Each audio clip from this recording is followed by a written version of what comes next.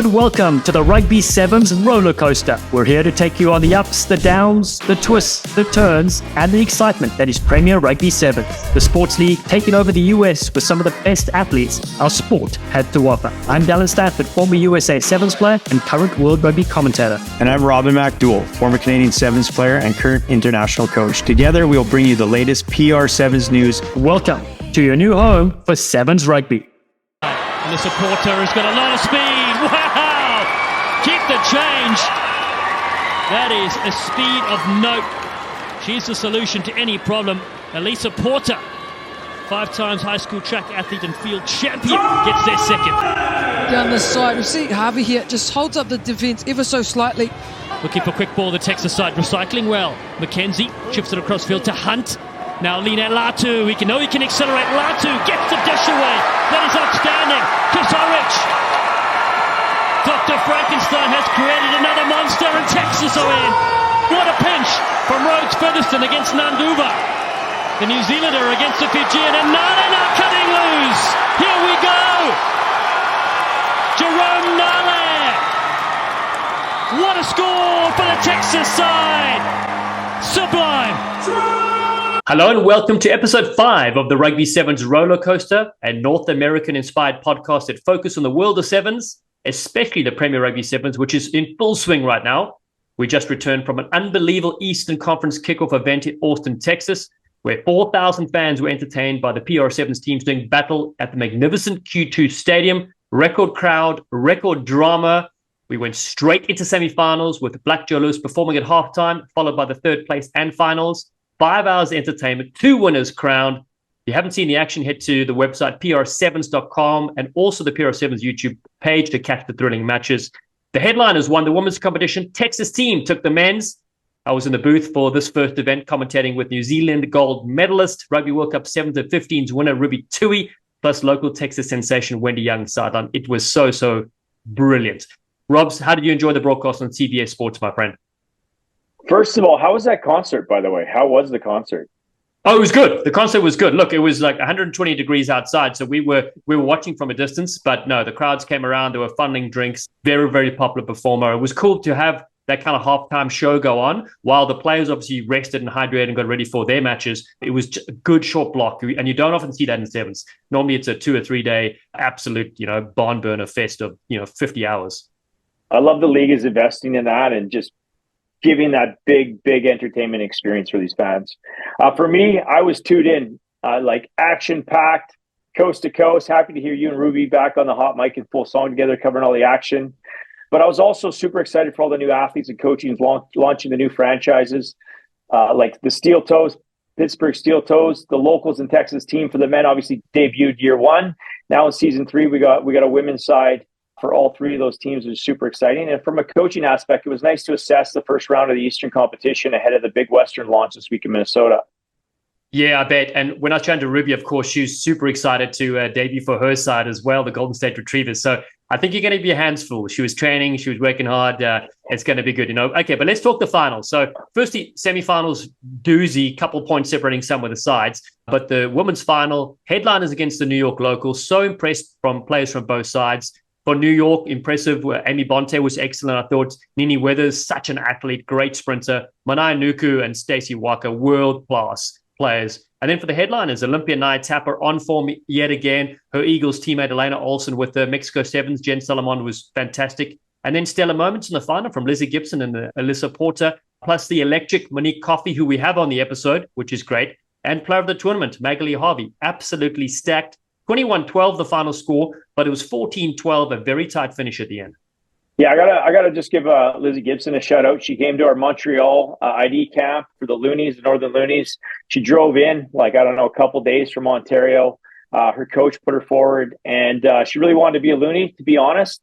But just the way the rounds went in the draft, and Coach Lockie and I are pretty tight, and he was looking for a power forward with skills, and I just said I'd love to take Lizzie, but what's important is that she gets an opportunity, and she took the opportunity. So you're going to a great program, great staff, great vibe, and she played almost the whole tournament. And for the best thing about PR sevens, which we talk about all the time, it's that opportunity to shine a light. And she played against some of the best players in the world, and she put her hand up. So I was super excited for her. Some other players that for me, from the dream team that caught my eye, of course, Stacey Waka. It was nice to see her playing with other girls. She was just pure magic. That out the back pass, like how good, draws in like 8 defenders.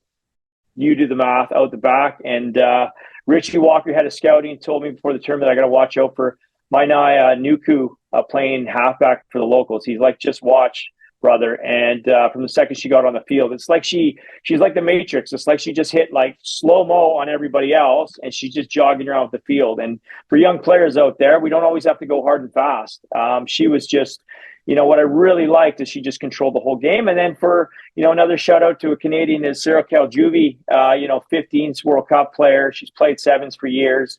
Again, just a breakout opportunity to lead that new franchise, and was a star in the final, just dominated and burst onto the Premier Sevens scene in style.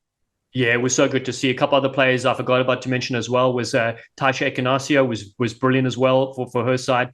Meg Mambe, excellent player. So those players made the tournament team, which is really good. And then we flipped across to the men's side of things, the New York locals. So they made both finals, which is so great. Played the Texas team, who were led by New Zealand sevens player Rhodes Featherstone, who we'll chat to in this episode, actually. But after trailing 7-0, Chris Orridge scored a hat-trick of tries for the Texas side. They led 22 points to 7, thought the game was done and buried. But Jovus Alevu and Mr. Nitro, the Fijian Sevens legend, Alasia Nanduva, was sublime. They made it 22 points to 19 with 3 seconds left on the clock, which means they could kick off, and they got the restart back as well. They almost won it at the death. One of the best finals we've witnessed. Really enjoyed Olympian Cody Malfi, the young Isaiah Cruze for New York, plus for Texas, Craig Hunt was excellent. Jerome Nale, American Raptor as well, Lina Latu, all had very, very strong performances. I'll tell you what, these Fijians, they are a human roller coaster, and I just saw a few in the lobby today. We had Temba and Waze Naku, so it'll be exciting this weekend. On the men's side, for me, I thought it was great to see Ben Pinkelman back on the big stage fighting for return to the USA Olympic program, hoping to go to Paris next year. So, it was a good comeback tournament for him. One player, Jeremoni Nale, the Fijian playmaker, former headliner, was pivotal in the team, taking home the hardware. And then a couple Canadian flyers that got to break out last week. Ethan Hager with the Pittsburgh Steel Toes scoring a couple tries in the bronze medal and setting up 2 others, as well as Oliver McKenzie, who's helped lead the Texas team to a title at home. And for those 2 guys, like, they've been grinding. They're the guys that always message me. I've coached Ethan in a couple pathway teams, and he's been training in Sean White's senior sevens team. Like, he was so close to go on tour this year. Of course, he just got injured ahead of time. And then Oliver McKenzie's a classic North American football crossover. He's been texting me about the PR sevens for the last 3 years, and to debut at the Austin home tournament and lift the trophy. I just pure joy for those boys.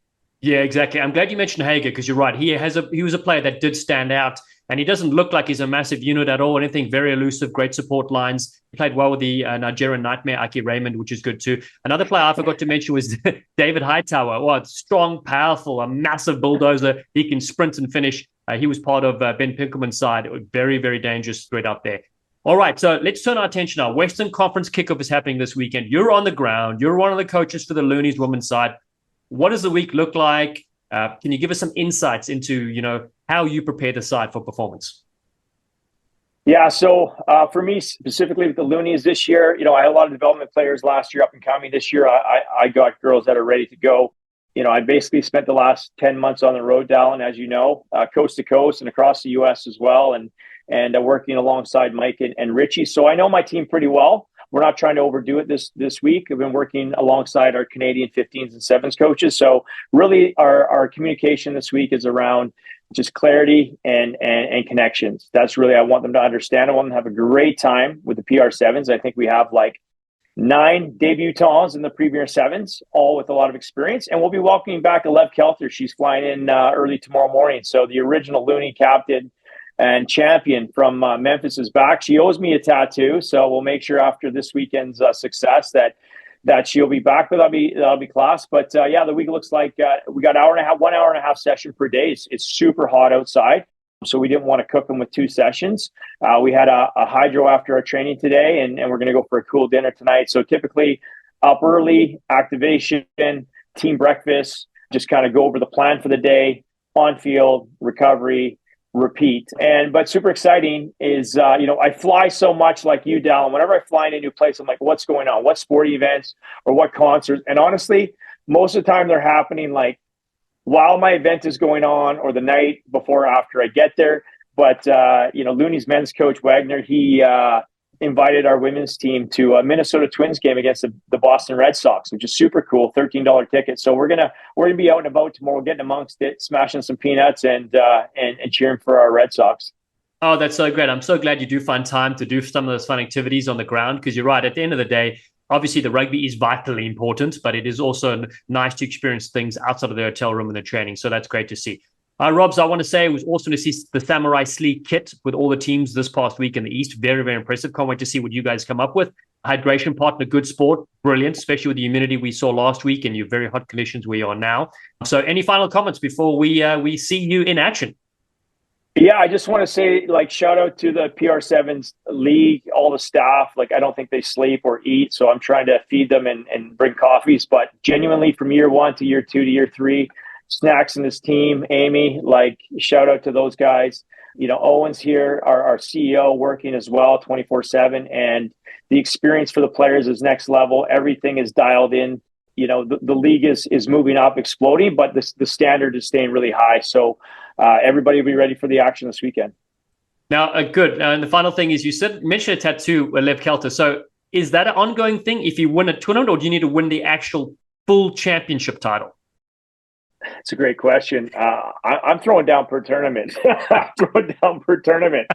Yeah, come on. I mean, I got my assistant coach, Brett. I mean, he's not all in till he's got the bird on his on his body. So there'll be more tattoos getting printed this year for sure. So if you're a tattoo artist out there, DM us. Business will be booming.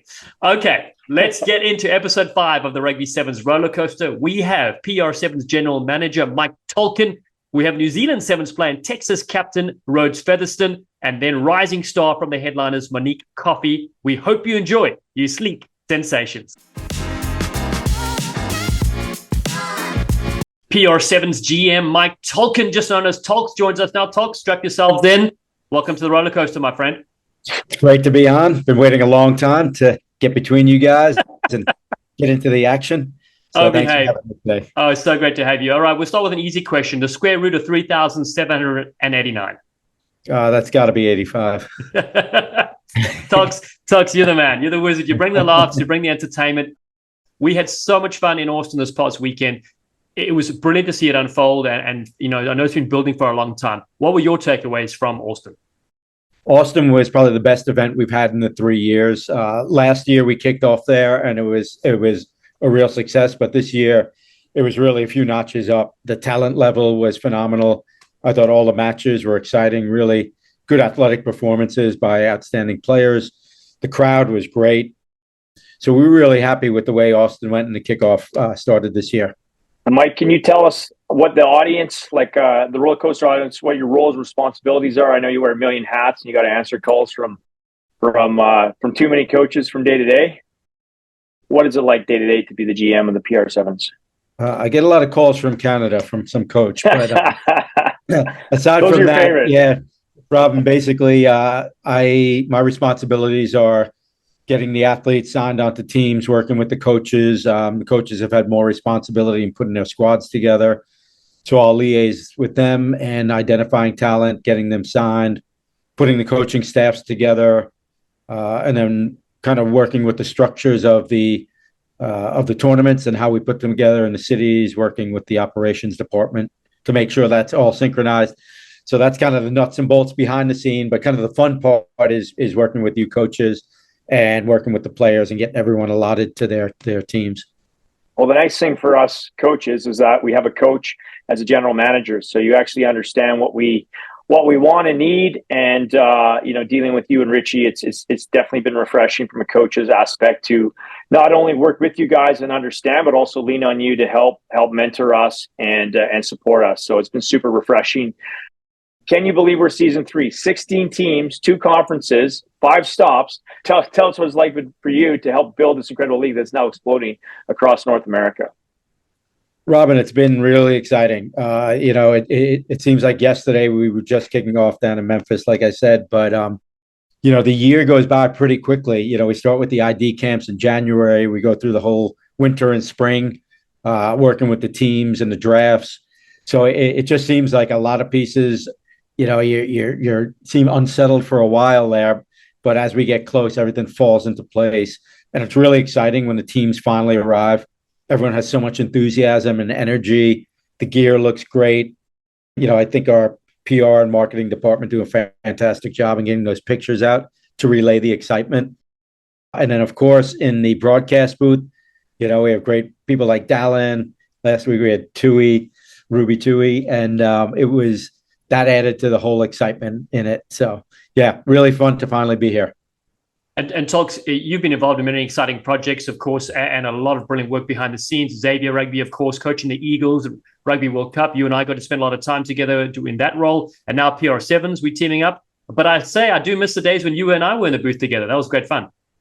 I do miss those. We had a couple-year run where we were almost every week, Dallen, and I really enjoyed that, keeping involved in the game, seeing the new teams in the leagues and the new players emerging, some of the international talent, and I will say, in those days, you taught me a lot about the business.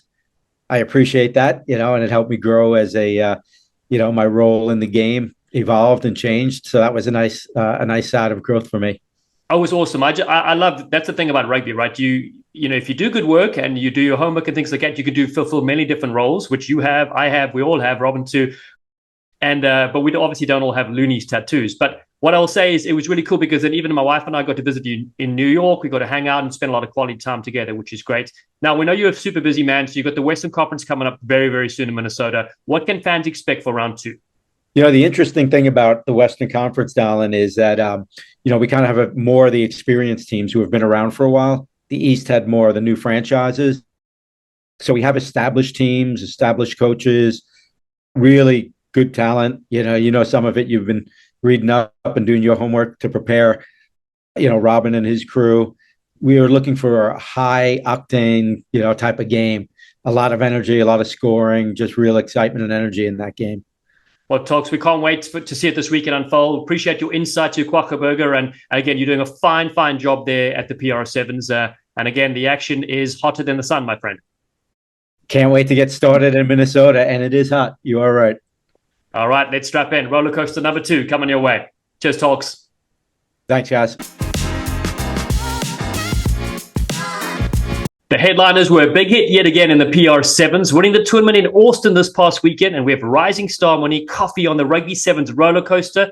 So nice to have you on today, Monique. Thank you. It's great to be here. Awesome. Now, listen, out of curiosity, because of your great last name, what is your favorite coffee? I actually don't drink coffee. I prefer tea. Brilliant. Okay, I'm going to use that in the commentary next time we see you, which is great. Last year, I want to say you burst onto the scene in the PR Sevens. You won tournaments in Austin and DC with the headliners. I'll never forget that amazing hat-trick you scored against the Rhinos ex-SoCal Loggerheads. How amazing has this PR Sevens journey been for you, particularly because international viewers and, of course, folks in North America have really taken a massive interest? Yeah, I think it's awesome to have this opportunity in North America. Before joining the PR Sevens last year, I actually was playing in England, and I was in love with the culture there surrounding rugby. And I would love to see that here in North America. So just having the PR Sevens experience, being able to play in the stadium, being able to have fans come and see you, and having that rugby culture thing. And for me to be a part of it is also super special. So it's amazing for me and everybody from our teams to come together, to have these big tournaments and to be treated like professionals.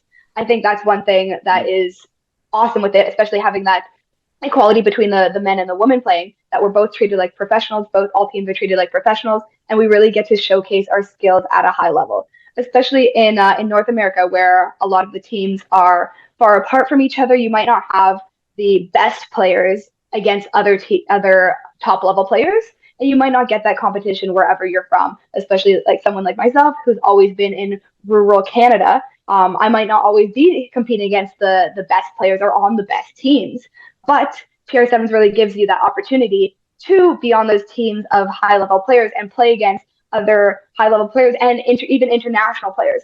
So it's amazing to be able to showcase the skill that we do have here in North America that you might not always be able to see because we're so dispersed around the country. Wonderful, Monique. Well, Dallen he forgot to tell you, but I told him who was going to win in the ladies. You did say headliners. Yeah. So the rock and rollers got it going on. And Monique Coffey is the best two names in sports, just crushing it, lives up to it. Monique, you've had an interesting story. You're a dual citizen. Can you tell us a little bit about your journey growing up in a small town, 8,500 people? And what sports did you enjoy when you were a kid? Yeah, so I grew up in Dauphin, Manitoba, which is a small town in central northern Manitoba. Like you said, 85,000 people, but we were actually considered the city of the area because we were the big city compared to other little towns around us. So lucky for me, I actually had the opportunity to play plenty of sports growing up. So I started, before I could remember, playing t-ball and Timbit soccer, which for those listening, not from Canada, I think it's sponsored by Tim Hortons, which you've probably heard of. And it's all the 3, 4-year-olds, 5-year-olds running around, kicking a ball, picking daisies. So that's where I started. And I just grew from there, picking up sports as I got older, playing pretty much every sport that my school offered. And in middle school, I was playing American football. And I loved American football, and I was pretty good at it. I think the only girl on the boys team, And the rugby players from the high school came and saw a game and saw me play, and they said, "Oh, we need to get Monique Coffey out. We need to get her out." So they invited me. They were like, "As soon as you get to high school, join the rugby team." And I joined the rugby team, and I loved it. I fell in love. I remember there's this one guy who would always carry rugby ball around our school, and he could, throw it up and spin it and come back down. And now that's the easiest thing, but I was amazed. I was how does this ball move? All these players are so, there's those who are fast, those who are big, those who, can catch, kick, run, whatever. So it was just an amazing sport, and I loved it. So in high school, I did continue playing my other sports. I played ice hockey, I played volleyball, I played football, I did some curling, but I really fell in love with rugby. And obviously, because I've kept playing it all through into my adulthood. Yeah, I love that. And the interesting thing is, of course, if you excel in sports generally, you're going to find the one that you love. And we love that it's rugby. Now, there's a competition going on because I represent America and Robin represents Canada. You technically play for either country and either side. Now, how are you leaning? And of course, you can't break Robin's heart. Yeah, for sure. No, I am working really hard, and as you've seen at the competitions, I'm just putting it all out there, and I'm not leaning either way. I was actually training with the Canada Maple Leafs Academy from January until May, so that was an amazing experience. But I haven't been contracted yet, so I'm just waiting for the call. I just want to see you play. So whatever country's lucky enough to have you, Monique, I'll be cheering for you. I cheer for players, not always countries or teams anymore, unless the Loonies are beating the headliners. All right, let's talk off the field. You were involved in the Best Buddies program, which sees students partner with people and their special needs. What a fantastic way to help. Can you tell us a little bit about that program? Yeah, so I did a lot of volunteering growing up, and that was one of the things I did in university. And I thought it was an amazing program because it creates relationships, one-on-one relationships with people with special needs, which I didn't really think about beforehand. But these individuals who might be kind of isolated by society and not have a way to make these relationships outside of programs like these, it allows that to happen. So lucky for me, I had a man named Douglas who I was friends with, and we would always go on walks and hang out and watch TV and have lunch together. And I was very fortunate to be able to call him my friend. And unfortunately, since COVID, we kind of lost contact during that.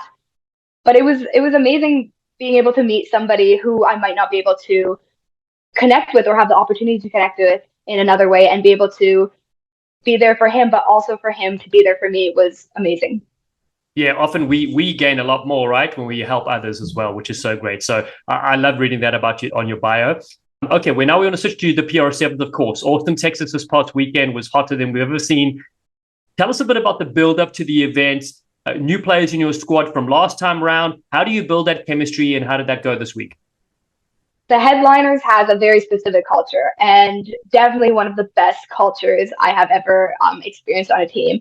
And it was amazing last year finishing on such a high, finishing with that culture, but also, winning the championship and just finishing like that was awesome. That obviously it's big shoes to fill for this year for coming in, having a lot of new players on our team, seeing a lot of new faces, and just trying to rebuild that chemistry. But thankfully, we had some were great to start with. We had some faces come over from last year, and we had the same coaching staff. So as soon as we got there, we said, this is the Headliners culture, and we want to maintain it. And it was great seeing the girls who are new this year fit in so easily. So we got to Austin, and we started, every meeting we start with a personal question to start off the meeting, which I have never done that with any other team that I've been on. But tell us about your worst job, or tell us about your favorite rugby memory, or something like that, where we all go around the circle and we all get to know each other a little bit more. And that's so important for something, especially when it's such a short season, right? We have 3 tournaments. 2 of them were only there for maybe 2 days before the actual tournament. So with such a short season, you have to be able to work with the time that you have to build those relationships so that you can come out strong as a team. And I think that our coaching staff really emphasizes that that's so important, to build those connections off the field, to see those connections on the field. Season 3, knockout format. How was your approach? How did you feel going into that first knockout game, and then straight into a semifinals essentially? And what was it like overall being in Austin again and winning? The knockout format definitely makes it for an exciting game, because every game matters. And you could tell that the fans in the stands knew that too. They were screaming the whole time. And it definitely makes you that much a little bit nervous when you go into the game, knowing that if you lose this game, you could be in the 3rd, 4th place game instead of being in the final. Not that that's what I think about, but I'm just saying you could think about that. So yeah, it definitely makes you a little bit more nervous.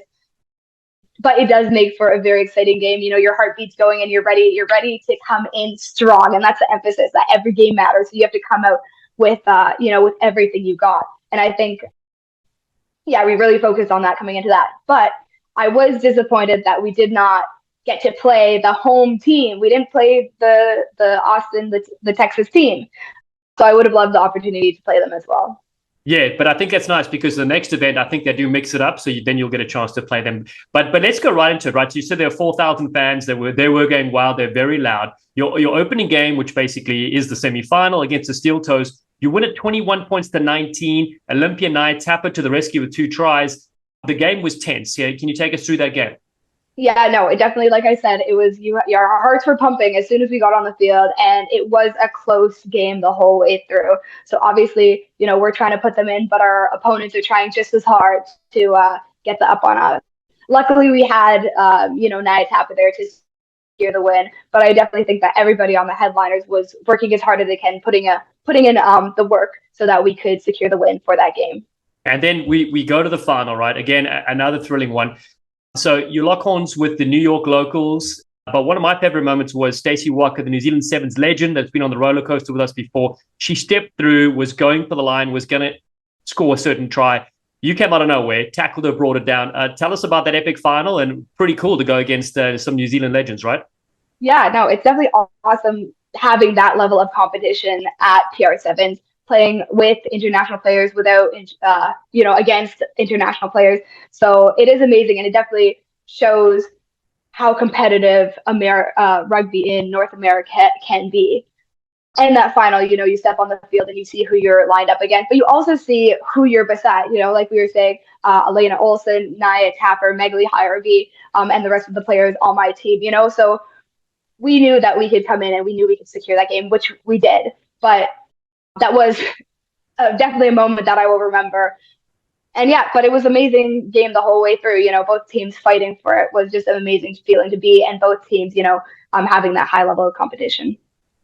Going into the Eastern Conference Finals in about 3 weeks' time, Monique, what are the Headliners' goals, and how are you going to keep that consistency to win it all?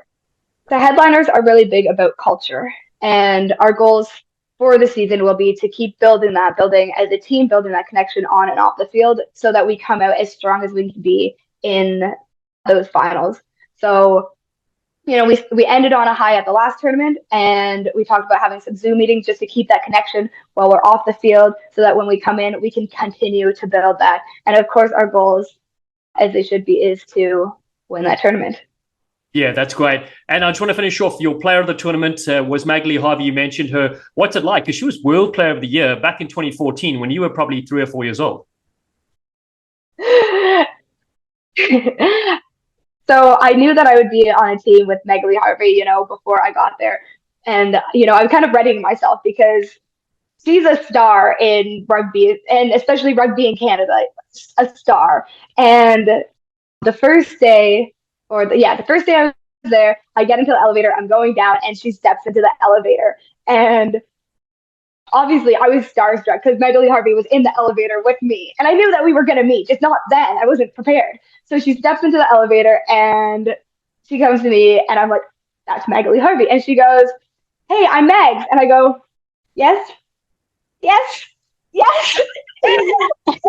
Maybe an embarrassing moment for me, but who can blame me when such an amazing player is going to be playing beside me? So I obviously told her this story, and she was surprised, but she's honestly like the sweetest, amazing player.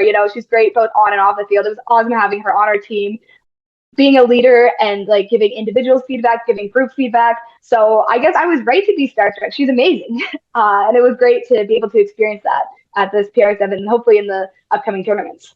That's another one of the beautiful things about the PR7s is that you've got young up and coming players like yourself that are gaining great experiences by being alongside these legends, whether they're on your team or playing against them, and you're picking up learnings as you go through, which is fantastic. Now, I know you're going to be tuning in this weekend as Robin's team, the Loonies, look to carve and make a statement in the Western Conference kickoff this Saturday in Minneapolis. Final thing before we let you go, Eastern Conference Championship, Pittsburgh, July 23. If fans haven't got their tickets, why should they come and watch you carve it up? Yeah, sevens rugby is an amazing sport to watch. I always tell everybody that the pace of it has you on the edge of your seat the whole way through. It's only 14-minute games, so you don't even have a time to breathe before the next game is on. You got to be cheering for another team, and you got to be ready for big hits, big runs, long passes, amazing skills on display, and amazing players out on the field. Awesome. Well, thank you so much for joining us. We can't wait to see you carve it up soon again. Monique Coffey, that drinks tea. We'll see you soon. Thank you. It's the winning captain of the Texas team, taking stop 1 in Austin by storm. Rhodes Featherstone joins us on the Rugby Sevens Rollercoaster. Thanks for taking the time, pal. Hey, no, cheers for having me. Yeah, good to be here. Well, firstly, where are you calling in from? Because I know it can't be 120 degrees and as humid as it was in Austin. Nah, it's definitely not. Kitty and I are here in Seattle. So yeah, we got back in here on Monday. It's definitely not 105, and the sun's not scorching down on us, so it's a bit more comfortable here. Yes, more comfortable. Exactly, more comfortable. Well, luckily it was only 2 games, so I think I do like that format from that point of view. But we'll get to that in a little bit. We first want to touch on. So when Robin was checking out and stalking you on Instagram, you saw that you had a New Zealand and a South African flag there, which of course caught my attention, being South African. And Rhodes not a common name. So tell our audience, how did you get that name? Yeah. So my father's South African. He's a pretty proud Safa from on the Eastern Cape, Karafanet, just outside Port Elizabeth. So yeah, when my parents found out they were having twins, the old man was definitely hoping for 2 boys, and he wanted to do a bit of a 1-2 punch and go with John T. Rhodes after the pretty famous cricketer, which is a bit, it's a bit handy. Rhodes is a family name anyway, but he definitely wanted to chuck the John T. in there. And sure enough, I ended up having a twin sister. So then he was pestering to go for John T. Rhodes as my name, and my mum said it was either one or the other. So yeah, ended up with Rhodes. Oh, that's so great, because growing up in South Africa, John T. Rhodes was one of my favorite cricket players. He's arguably one of the greatest fielders of all time in the game of cricket. Such great energy, enthusiasm, and he has so many highlights. So that's really fascinating. So you got to tell your father, actually, for a brief time period, I went to Dale College in the Eastern Cape. And so he'll be familiar. Okay. He'll be familiar with that. So we'll definitely need to share a few jars. Now listen. Does John T. Rhodes know the story about you? Nah, surely not. Nah. Okay. I don't see how he would. No, no. Okay. Well, we'll have to mention that. We know South Africa's a small place, as you know, so I'm sure the story will get out. Yeah, nah, brilliant. Look forward to it. Rhodes, I tell you what, it's a shame the malt, man. Thomas Isherwood, who plays for Canada, he wasn't available this year, but he was in the original Texas team back in Memphis in 2021. Wish he was with you, but in his honor, your hair was flying as you lifted up the trophy there on Saturday. So, welcome to the Premier Sevens. Could we go back a bit and just tell us a little bit where you grew up and what rugby is like and how you fell into it and what other sports you played and what it's like now playing at the highest level? Yeah. So always played rugby. Grew up in Wellington, so the capital city of New Zealand, and definitely grew up with the mindset of it's not winter unless you're playing footy. So yeah, whenever it was cold, there was always a rugby ball in my hand. But pretty typical Kiwi upbringing where there was kind of no sport off limits. I was pretty fortunate that my parents were willing to just let me loose and if anything came to my attention that I wanted to play, I could just rip in and do it. So pretty fortunate enough to have that growing up. But Wellington was a cool place, a cool little city. Loved it there. Went to St. Pat's College in Wellington, which was a pretty awesome upbringing through there. Really, set the tone for me as a young adult, really. So pretty fortunate enough to go there. But yeah, in terms of what sport I played, played everything. Played even a bit of ultimate frisbee at some point. Softball, soccer, hockey, everything. I was pretty fortunate. Yeah. You can't beat the multi-sport upbringing. And you're about 25 years old. Were you a toddler going to the Wellington Sevens when Dallen and I were playing? I got to say, like, everybody talks about the Hong Kong Sevens, but Wellington Sevens, the first time I went there, I mean, obviously being a North American and being a Canadian, I always wanted to go to New Zealand and play. I always wanted to go to Wellington. And for me, like when I look back at my career, my favorite place I ever played was a sold out Westpac Stadium in windy Wellington. Yeah. I was pretty lucky actually. My birthday's on the 6th of Feb, which was always Wellington Sevens weekend. So I spent my 18th birthday at Wellington Sevens, which was a hell of an introduction to drinking.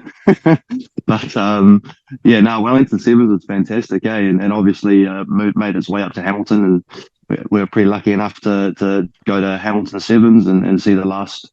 They're not going back there, which is a bit gutting, but Sevens in New Zealand. I mean, heck, it's done right. I can tell you that much. It really is. Actually, it was my debut was the Wellington Sevens for the USA, and iconic tournament to play in the Cape Town and experience that. It was very, very special. So that actually leads me to the next question. What was it like for you then to put on the New Zealand Sevens jersey? Can you describe your debut? What was going through your mind on and off the field that whole weekend? Yeah, a lot. It's in New Zealand, like that black jersey it's gold, right? So just to have the opportunity to put that on is I mean, just to say that I'll never forget it doesn't even come close. The team itself, we were under the pump a wee bit. Like there was no doubt about it. We're going to Hong Kong with a squad that was down on a few big names in that. So to go there and get a debut, and then for the boys to just rip in and get a win there was unbelievable. Like Hong Kong is, it's Hong Kong.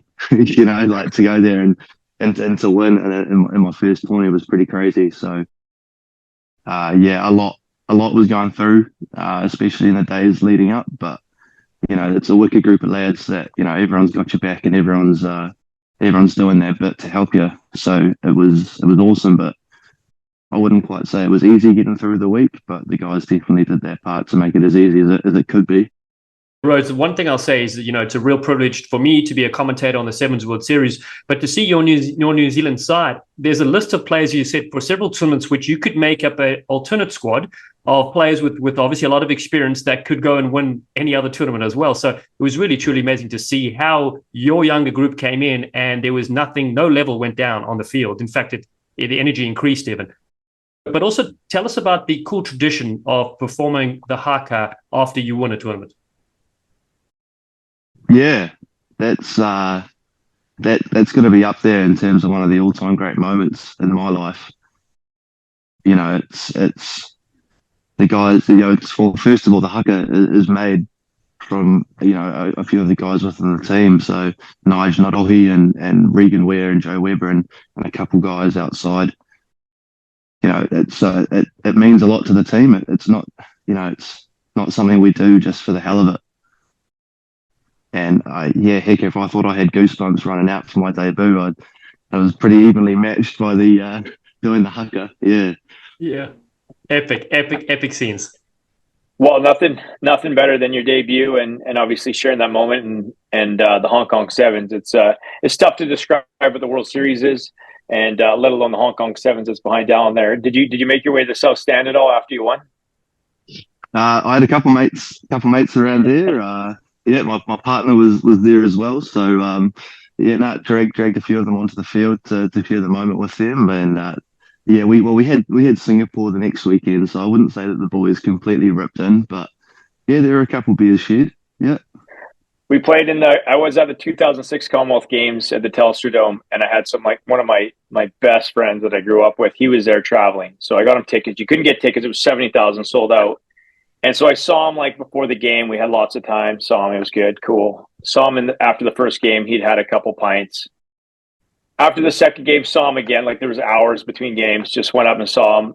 Spilled some beers on my tracksuit. He's trying to text me after the third game. I'm like, I'll see you after the weekend. We're good. You have a good time. I gotta focus. So after you won the World Series, how did the PR7's opportunity arise? And was it the man Brady Rush who played here last year that connected you? Yeah, well, the opportunity actually came up while we were on tour and for Hong Kong and Singapore. And obviously Brady had come back the year beforehand, and he couldn't speak highly enough about the competition as a whole in terms of the lads that you play with and where you get to go. So we already had a pretty good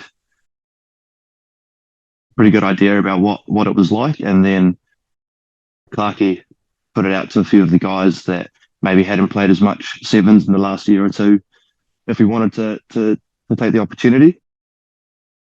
And so Kitty and I bloody jumped at it. We were keen as to get on board and again play some more sevens, but also go to a part of the world we'd never been before. Meet a good group of lads and rip in for a couple of months of rugby. So we've enjoyed it. The first bloody week was a hell of an introduction. I bet it was. And firstly, it's great that Clark Laidlaw has such foresight to get his players more experience around the world. There aren't a lot of sevens events that go on, and one or two sparkling around. So this is one of the few, if only, but the only professional one. Of course, with equal opportunities for men and women, which is so great. So tell us about that chemistry, because you probably only met some of these teammates that you were playing with. The week of, you only had a few days training. It was very hot. What was it like, and how do you come together so well in the squad just in a few days? It's definitely a key one, and I think it definitely played a pretty big part for us in the weekend. Just being, I've been pretty fortunate enough to play with a few kind of invitational teams, kind of where you do get together the week of, and obviously the key thing is just getting to know the fellas.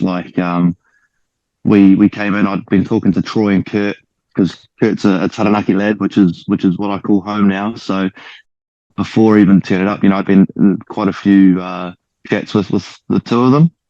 But once you kind of start to meet the guys, it's pretty key to just get real close and connect.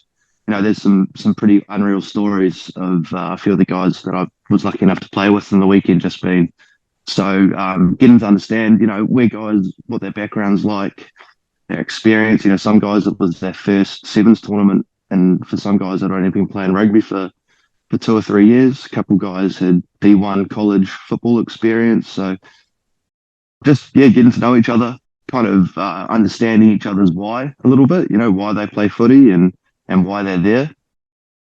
Because heck, if you look left and right on either side of you in a rugby game and you know the guy next to you, it means a lot, it does. So that was pretty much what our week was about. We would train hard in the heat, and then would spend the afternoon connecting and doing an activity as a team, or even just chilling out and watching a movie as a team.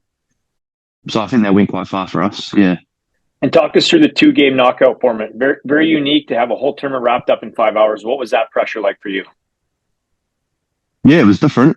Pretty used to a tournament where, if you do slip up for a game, you might get an opportunity to come back and make up for it. But no, it was definitely, you had to try and hit the ground running, which again, like we said before, with the heat, I didn't mind too much. It was pretty good. I quite enjoyed it. It was good. There was some pretty awesome sevens on show. And obviously the more teams play and train together, the better that'll get. But you're right, like with just only playing 2 games and the tourney being done in 5 hours, it's kind of, you can lead the weekend and say, right, we just need to be on for these 2 games here. So we can just make sure we do whatever we can, body-wise, kind of rugby-wise, to make sure we're good to go.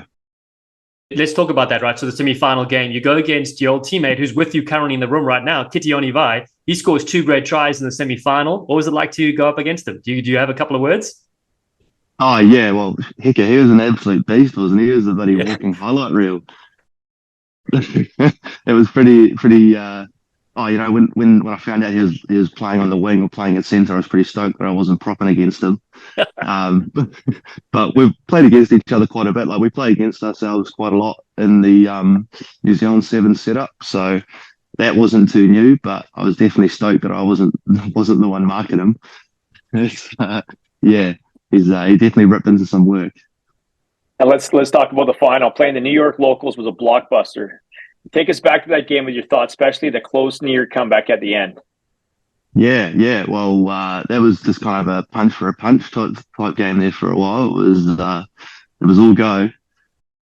Yeah, like it was a bloody good game of sevens. I think if you kind of watch that, it doesn't really matter what kind of sport you're into, you'd quite enjoy that because the locals actually absolutely came back with a bit of a hiss and a roar. Yeah, it was a weird one going in because obviously we'd only played the one game beforehand and we'd done some things well that we liked, and there was obviously a few things that we wanted to work on. So there's no better way to test that than to just rip in and play a final. It was a bloody cool final. Yeah, like the locals, they were up for it, and they started off with a hiss and a roar with that try. Dulba was just ripping in and making us look a bit silly. So they're a bloody good squad. I'm excited to see how they go when we get together again in Pittsburgh. Yeah.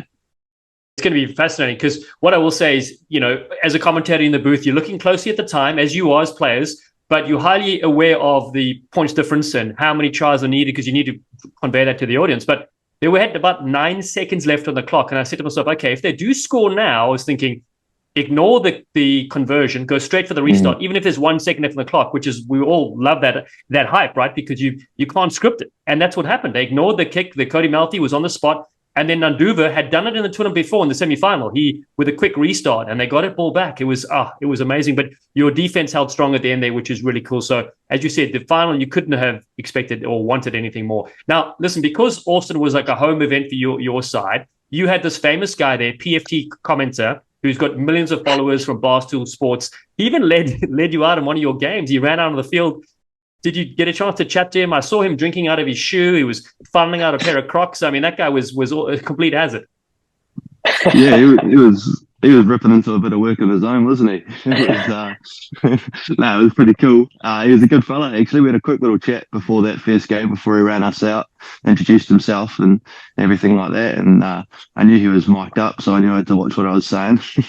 So, he was a bloody good bugger. Yeah, had a good little chat to him after the final. We had a quick photo on that, and he's all laughs. I don't think he takes too much too seriously, which is good for me. I'm much the same. So yeah, he's a good fella. Yeah, a perfect match. Also, like, this is the cool thing about North America.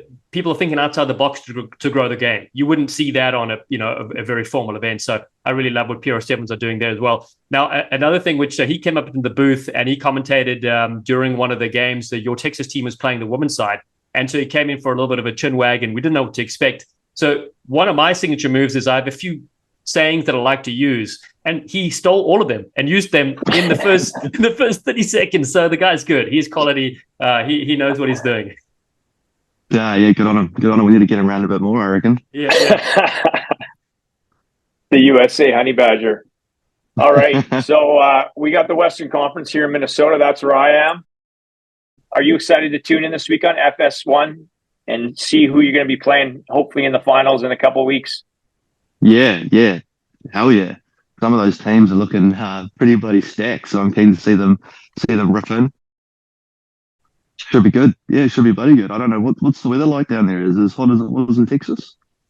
It's not quite as hot. We're still in like the 30s. So for I got a mainly Canadian-based squad and one redheaded Alaskan, Lev Kelter. So it's hot for us, probably hot for New Zealanders, but yeah, it's not as bad as what you guys had. And luckily, like you guys we're playing. We don't kick off till 5 p.m. at night, so it should be a little cooler for us.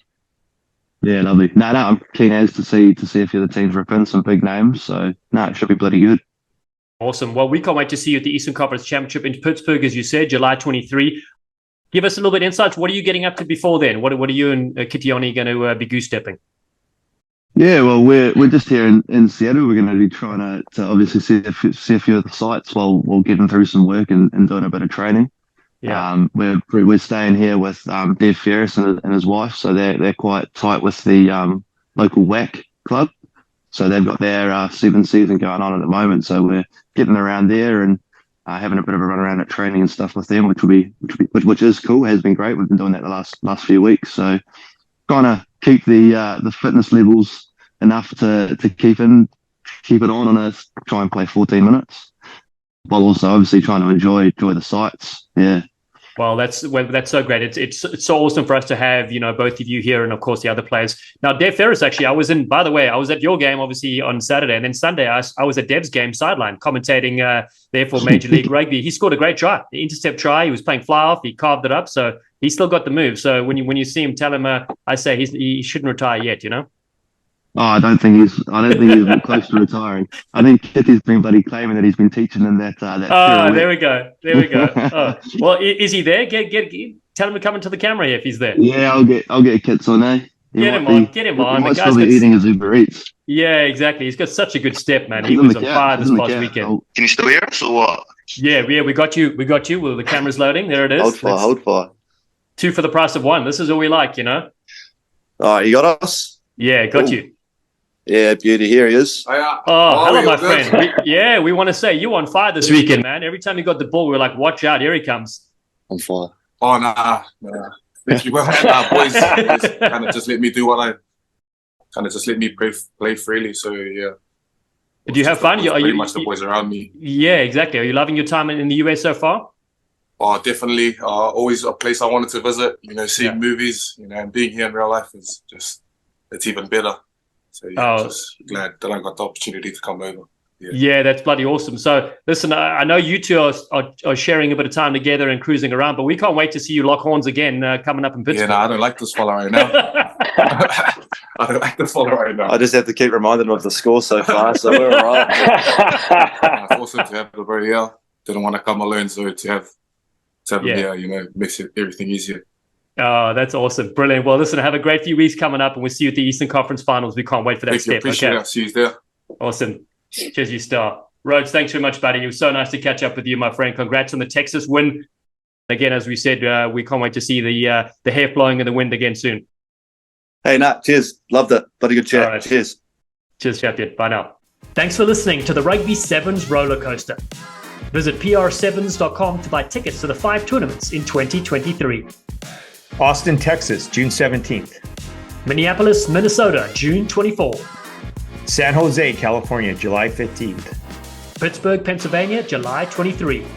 And the PR Sevens Championship on August 6th. Connect with us on social media at PR7s and watch any of the previous tournaments on the Premier Rugby Sevens YouTube channel. See you next time. You sleek sensations.